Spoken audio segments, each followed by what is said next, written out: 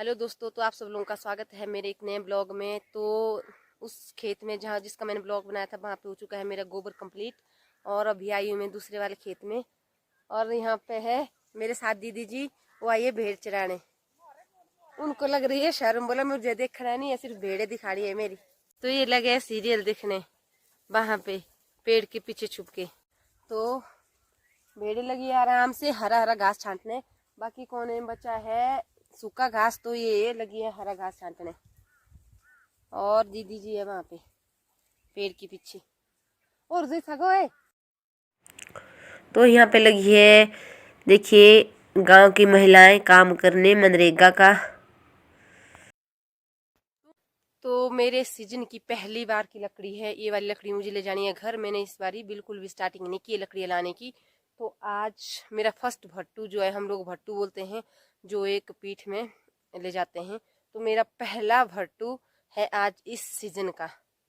क्योंकि मौसम विभाग शिमला ने जानकारी दी है कि 26, 27, 28 तारीख को बारिश और बर्फबारी के आने के आसार है। तो मैंने सोचा मैं इन लकड़ियों को ले जाऊं घर। मेरी जो लकड़ियां है ये बची थी पिछले साल की मेरे खेत में, जो हमने कांटे कुंटे काट छाट की थी, तो उसमें बचे थे मोटे मोटे लकड़ी। तो ये सूख चुकी है पूरी तरह से। तो मुझे इनको भिगोना नहीं है बर्फ के नीचे। तो इनको ले जाते हैं, क्योंकि मौसम का कोई भरोसा नहीं है कि कितनी बर्फ पड़ सकती है। और सबसे बड़ा टास्क जो होता है ना जंगल में, जब लकड़ियां भरते हैं ना हम लोग, तो ये बहुत ही परेशानी का काम है। क्योंकि ये बिल्कुल सबसे खास होता है जब छोटी छोटी लकड़ियां होती है। क्योंकि ये लकड़ियों का जो ढेर है बार बार गिर जाता है। अगर अच्छा नहीं बना तो खराब हो जाता है फिर उठाने के लिए।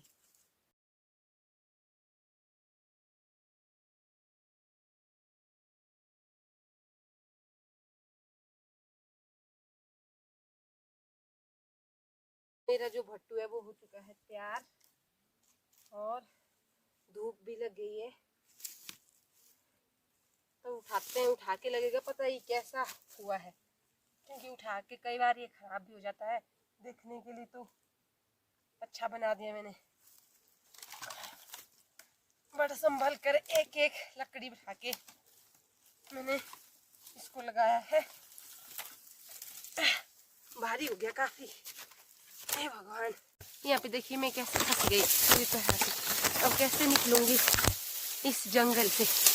हे भगवान, कांटे ही कांटे इसमें, टांगों में फंस गए और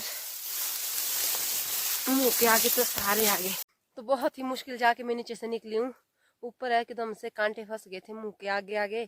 और बिल्कुल मुझे बहुत ही, मेरी जो सांस है बहुत तेज चल रही है, क्योंकि वहाँ पे थी चढ़ाई पर चढ़ने को।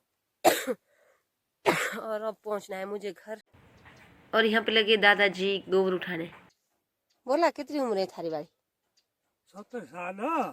अच्छा अच्छा, 70 साल हो गए। बोला पूरे इंडिया में दिखाना है, बोला कि मैं कितनी इस उम्र में भी काम कर रहा हूँ। और दादाजी मुझे बोल रहे हैं कि कहीं मेरी पेंशन ना काटी जाए, सरकार देखेगी मुझे कि काम कर रहा है। दादाजी कोई टेंशन नहीं है, सरकार नहीं आपकी पेंशन काटेगी। और यहाँ पे लगी है, ये है मेरी सासू माँ जी, बड़ी सास है हमारी। ये लगे हैं ऊन काटने। आजकल ये सब देखने को नहीं मिलता है, तो मैं बैठ के इनको देखने यहाँ पे रास्ते में।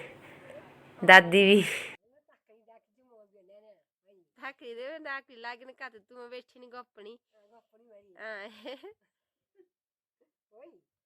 तो दोस्तों मैं लगी हूँ आज रात के खाने की तैयारी करने। और आज मुझे जो है ये खांसी और बुखार, जो बुखार तो मुझे वैसे है नहीं, लेकिन जो जुकाम और खांसी है मेरी इतनी लंबी गई। दवाइयां खाई मैंने, उससे भी कुछ असर नहीं हुआ। काढ़ा पिया, उससे भी कुछ असर नहीं हुआ। लेकिन आज सोच रही हूँ मैं इसका परमानेंट इलाज ही कर लूँ। मैं बनाने वाली हूँ आज सीडू फिम्बड़ा। तो इसमें नॉर्मली तड़का लगता है, लेकिन इसमें जो है अदरक अदरक पड़ेगा, आपका लहसुन पड़ेगा, और उसके बाद लौंग, इलायची, काली मिर्च, जो जो काढ़े में यूज की जाती चीजें ना, वो सारी इसमें डालनी है तड़के के साथ। यहाँ पे देखिए मैंने इस तरह से कर दिया है इसको प्रॉपरली घोलना है।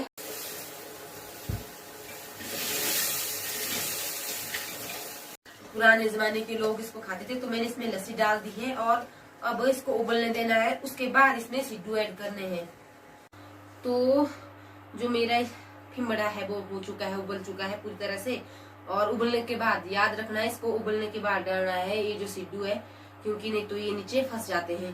तो जो आटा है इतना ढीला छोड़ना है, क्योंकि इसके लिए ज्यादा टाइट आटा नहीं चाहिए, क्योंकि ये पकते नहीं है, उस वजह से ये आटा ढीला डालना है और उसके बाद इस तरह से नीचे छोड़ देना है। तो मेरा सिड्डू फिमड़ा हो चुका है रेडी, यहाँ पे देखिए। और जो सिड्डू की शेप है वो इस तरह की हो गई है, क्योंकि ये लिक्विड आटा होता है तो उस वजह से इस ऐसे बनते हैं और जल्दी पक जाते हैं। तो अब मैं करती हूँ भोजन। दोस्तों आज का जो मेरा ब्लॉग है यहीं पे एंड करते हैं, तो मिलते हैं मेरे नेक्स्ट ब्लॉग में।